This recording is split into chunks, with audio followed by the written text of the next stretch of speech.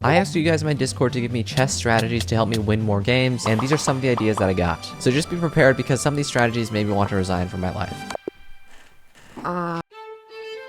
Only use your knights to attack. This keeps all your other pieces safe and makes sure you don't blunder anything. Now, I'm pretty sure this strategy is just a good way to lose all your rating points, but maybe it's a secret tactic that no one knows about. I decided to try this out on a 5-minute game, and if it didn't work there, I would move to a faster time control where I might just be able to win on time. So in this first game, only like 5 moves in, my opponent had had enough of my knight activities and decided to stop my plan by capturing this knight here. There was literally nothing I could have done about that, and now I just had 1 knight to my name. I tried to attack my opponent here, but that didn't really work out, and then I accidentally trapped my knight back here. Luckily though, I was able to take my opponent's horse, so I wasn't completely losing just yet. As long as I didn't do something like blundering my queen, I might actually be able to come back from this. Alright. So maybe this strategy just doesn't work in blitz games, so let's move to a bullet time control and see if it worked better there. I began the game with no hope of survival, but I actually managed to survive over 20 moves by just moving my knights around. Unfortunately, this strategy makes it so that you have 0 development and your opponent can violate you however they want to. And this caused me slight to severe problems since my king was just existing in the center of the board, which is the most dangerous place for him to be, and my opponent was building up a pretty scary attack on me. But just as I thought all hope was lost, this happened. Oh my goodness gracious. This was my moment. This was what my life had led up to. This was literally the entire point of the strategy. All I had to do now was not blunder and make sure I didn't get checkmated, and I would win easily. So it turns out keeping your king trapped in the middle of the board is not a good plan, and whoever made the strategy should be exiled from the chess community forever. チェスは楽しいゲームではない。 Next, we have the strategy of attacking the opponent violently early on, so they panic and blunder a piece. Now, I don't usually ever play really aggressive openings, so maybe this is a pro strategy I never heard about. There was also another strategy of putting GM in front of your name so that people are intimidated and think that you're a grandmaster. So we're gonna try that one also and see if that works this game. But for the strategy of violently attacking your opponent, I started by just moving my queen out since that's the most violent thing I could think of, and then after he defended, I attacked his knight. Then I attacked its undefended pawn here. After literally only 6 moves, I was already able to obtain a free pawn. I think for any low-rated person like under 1000 elo, this is actually a pretty good strategy. I was able to collect another free pawn, and then my opponent blundered his bishop for some reason. I basically just kept on attacking and was even able to get this pretty cool fork here. And from here, I was just easily winning. I got this other cool fork with the pawn, I promoted a pawn, but then it died immediately. And then my opponent decided that he had had enough of this life and decided to end it. Very sad. But what's not sad is that we're so close to 100,000 subscribers. So if you guys want to say that you were here before we reach 100k, go ahead and subscribe because there's not much time left. But next up was a strategy that could either go really well or make me lose the game immediately. Copy all of your opponent's moves until you can't anymore. In this first game, things didn't last too long because after copying the first few moves, my opponent put me in check and I couldn't copy his moves anymore. So that was a bit anticlimactic.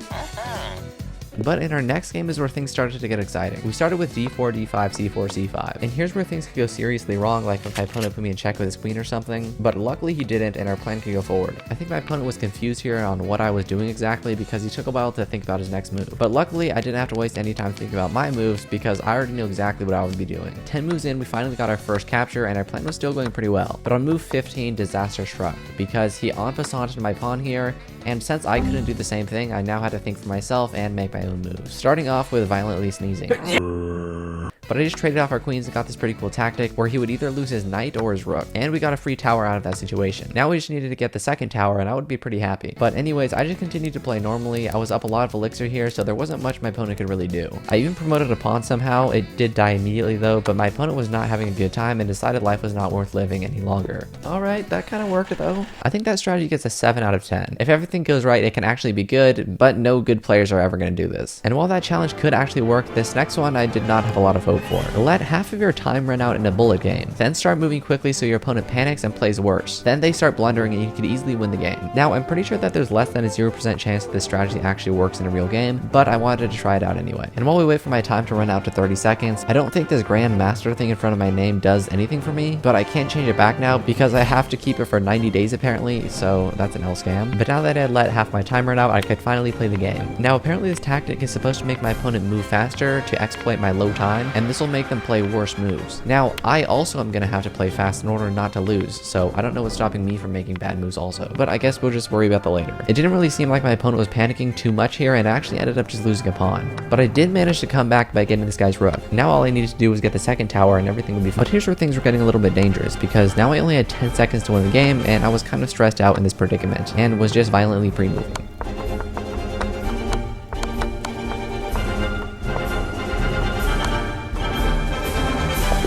Wow. somehow I managed to channel my inner Carl Magnuson and get the victory royale with 3 seconds left. I did rematch this guy and do the exact same strategy and somehow won again. I mean, okay. I feel like this just makes it unnecessarily stressful for me. But this opponent was only 1200. So would this actually work against a higher rated player? Our next opponent was 1500, so I knew it would be a little bit harder to pause, but I was pretty confident in my abilities for some reason. I made it through the opening fine, but I was still moving too slowly. And now that there were some threats over here on my king side, I was getting a little bit panicked. My king was now in a slightly disturbing position and my pieces began to be deleted one by one.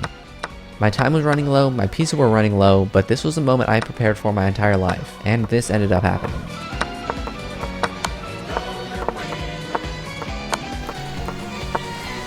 Somehow I survived that game and gotten the victory. This strategy gets a 3 out of 10. This just causes extra stress in your life for no reason. And finally, our last and probably most disturbing strategy I've ever seen, spam a bunch of random stuff in the chess.com chat so your opponent is distracted and loses the game. I'm pretty sure this is just a Clash Royale strategy, but let's see if this actually works in a real chess game. I thought it would be best to do this in a 5-minute game so that I would have enough time to send a bunch of random messages, but not too long so that I wouldn't have to send messages for like 30 minutes straight. So I began the game by just spamming a bunch of random propaganda in the chat, and nothing really happened. I did sacrifice my knight though because I thought that was a good idea, and this strange messaging strategy might actually have worked out because my opponent started losing on time and I was able to checkmate him.